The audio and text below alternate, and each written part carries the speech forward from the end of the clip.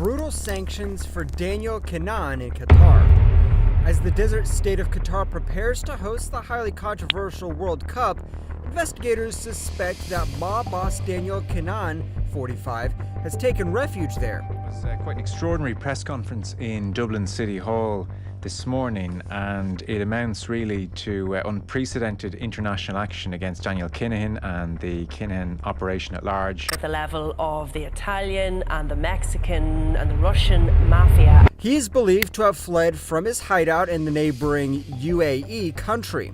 This news comes at a time when Qatar's international reputation is already facing challenges, with the start of the World Cup on Sunday adding to the controversy. Qatar is facing criticism for its human rights violations and now is suspected of offering refuge to one of the world's most notorious criminals, Daniel Kinahan. It is believed that he sought refuge in Qatar after being hit with sanctions in the UAE in April as part of a worldwide crackdown on the Kinahan drugs cartel, which is worth 1 billion euros.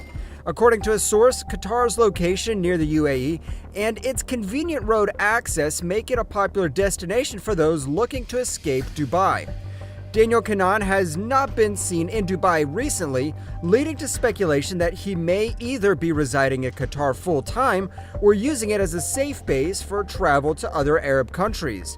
The Criminal Assets Bureau has tried to reach Kinahan at known addresses in Dubai, but to no avail, and it is widely believed that he has left the area.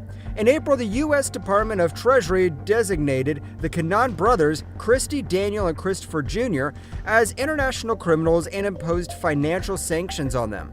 Their U.S.-linked assets were frozen and they were banned from flying on American Airlines and conducting business with American companies worldwide.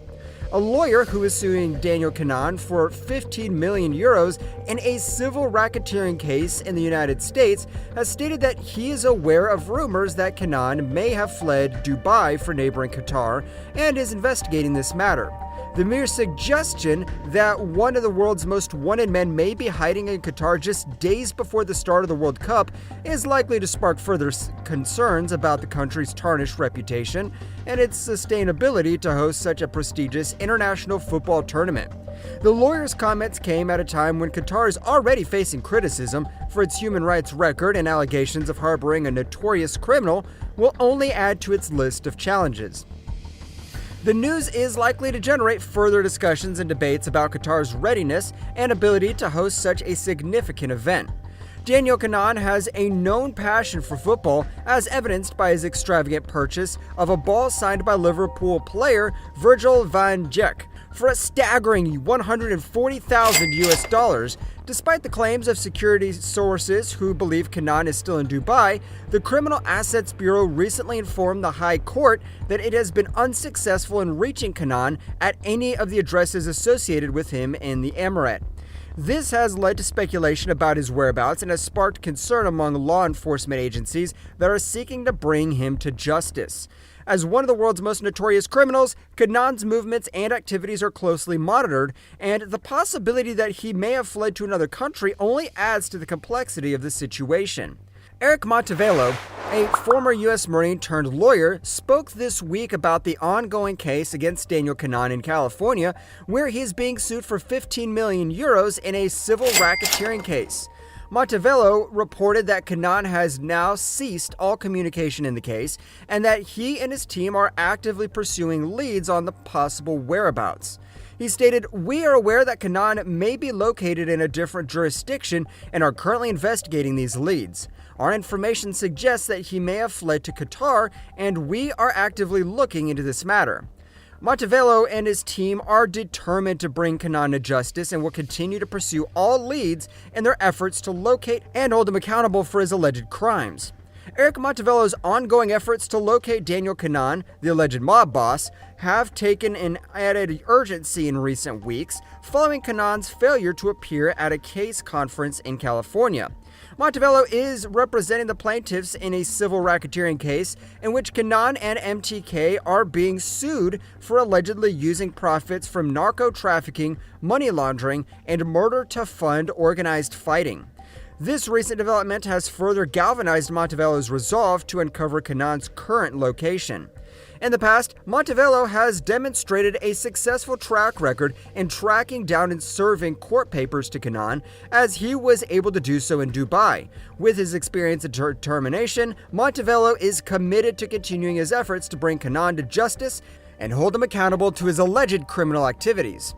According to the Sunday World, Daniel Kinahan and his boxing company, MTK, failed to make an appearance in a video hearing for their civil racketeering case in California on October 21st. Court documents revealed that the hearing was intended to discuss the progress of the case, in which they are being sued by rival boxing manager Moses Herrera. Herrera alleges that Kinahan and MTK used their profits from narco trafficking to finance the illegal promotion of Mexican fighter Jojo Diaz. The absence of Kinahan and MTK at the hearing further highlights the difficulty in tracking the mob boss and holding him accountable for his actions. According to Eric Montevello, the U.S. Marine turned lawyer who is leading the charge against Daniel Kinahan in the civil racketeering case in California, Kinahan's recent lack of participation and complete disconnection from the proceedings could indicate that he is avoiding the case as he has more pressing concerns. It is believed that he is trying to evade capture by the U.S. government on criminal charges as designated by the Department of Treasury. It is believed that he is trying to evade capture by the U.S. government on criminal charges as designated by the Department of Treasury. The recent bounty of 5 million euros placed on his head in April has caused Kinahan to sever ties with his legal team and cease all communication with the court and the legal team representing Moses Herrera. The court documents obtained by the Sunday World support the theory, as Kinahan and his boxing company MTK were not present or represented during a recent video hearing to discuss the progress of the case. According to Eric Montevello, the lawyer pursuing the case against Daniel Kinahan and MTK, the case is not losing steam and is continuing to move forward. In an interview with the newspaper, he mentioned that there will be updates in the next 30 to 60 days. The U.S. government's imposition of sanctions on Kinahan and his family in April, labeling them as the head of an international drug cartel, brought an end to Kinahan's aspirations of becoming a prominent figure in the world of boxing.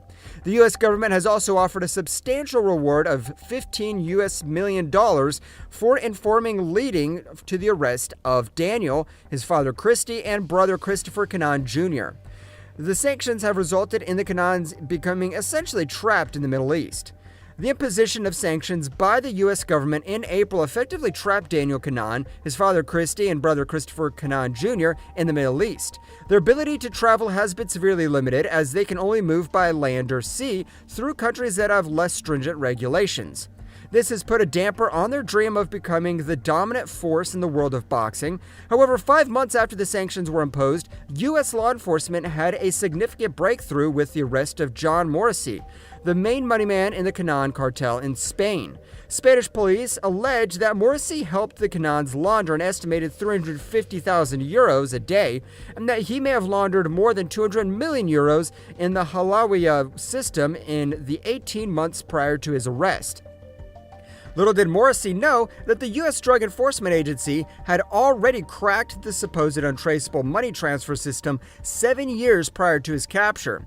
The DEA's Project Cassandra was initiated in 2015 with the aim of investigating the use of the Halawa money transfer system in Europe.